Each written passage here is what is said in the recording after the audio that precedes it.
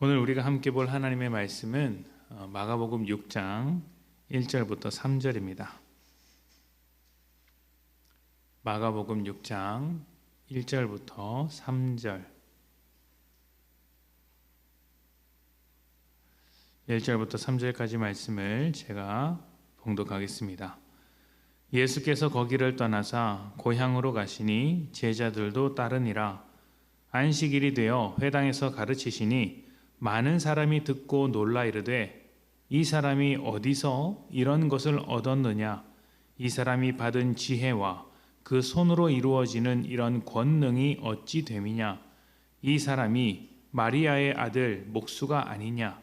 야고보와 요셉과 유다와 시몬의 형제가 아니냐?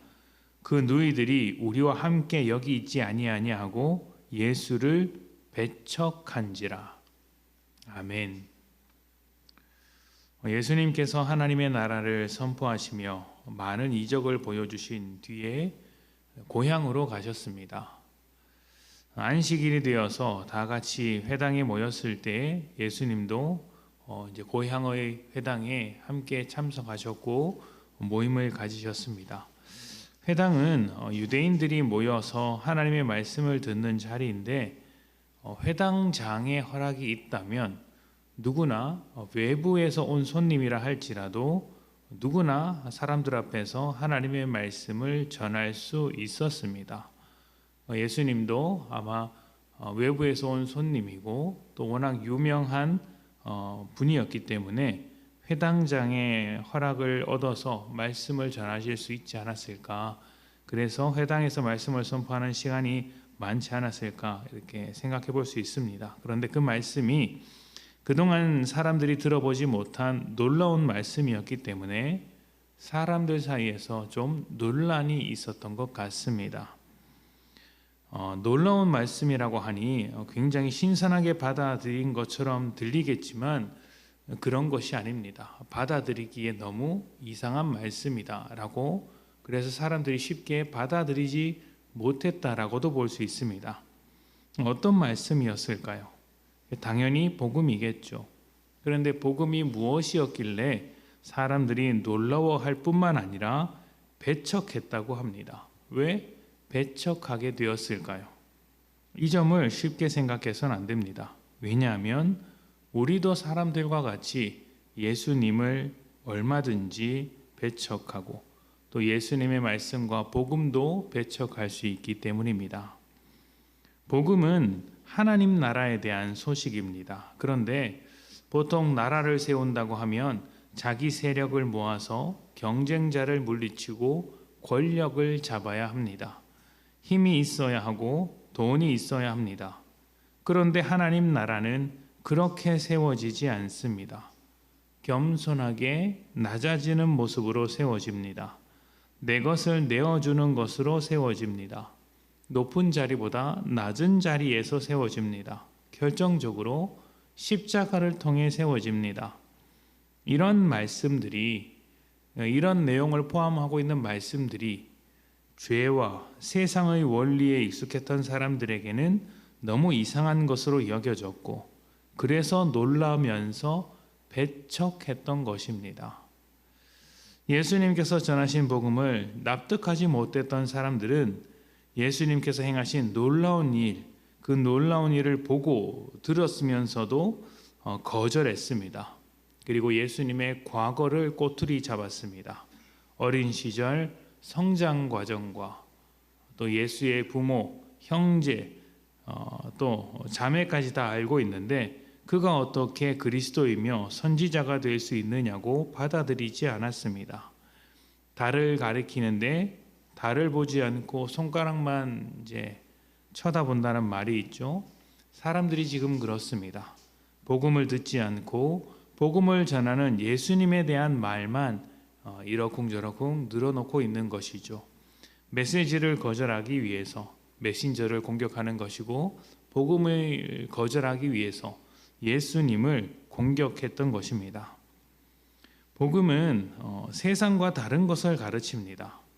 하나님 나라를 높아지기를 원하는 세상 속에서 하나님 나라는 점점 더 높아지기를 원하는 세상 속에서 낮은 자리에 임합니다. 그래서 하나님 나라의 백성으로서 복음을 따라 살게 되면 세상과 반대 방향으로 갈 수밖에 없습니다.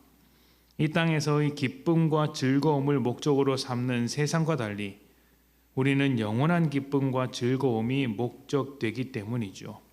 높아지려는 세상과 달리 낮아지려고 합니다. 목적만 그런 것이 아니라 과정도 그렇습니다. 세상은 목적을 이루기 위해 돈을 가져야 하고 힘과 칼과 권력을 가져야 하지만 우리는 그 모든 것을 내려놓는 쪽으로 겸손과 희생과 사랑과 긍휼과 자비를 추구합니다. 세상의 것을 포기하는 쪽으로 방향이 흘러가니 세상과 같은 방향으로 살아갈 수 없죠. 만약 우리가 세상을 원하게 되면 우리도 똑같이 하나님 나라에 대한 소식을 듣고 놀라게 됩니다. 어떻게 그렇게 살아갈 수 있겠는가? 나는 그렇게 못 살겠다. 이렇게 배척을 하죠.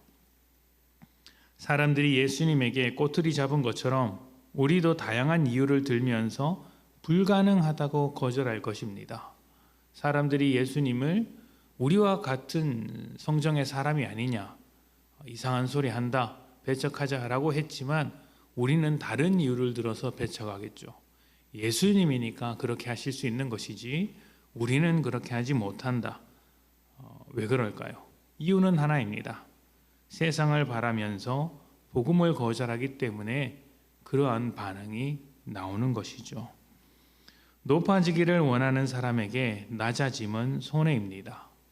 그렇게 되면 예수를 배척합니다.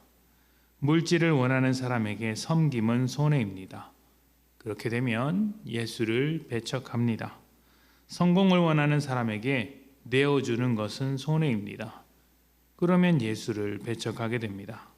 세상을 원하는 사람에게 십자가는 손해입니다. 그렇게 되면 예수를 배척하게 되죠. 여러분은 예수님을 배척하시겠습니까? 아니면 세상을 배척하겠습니까?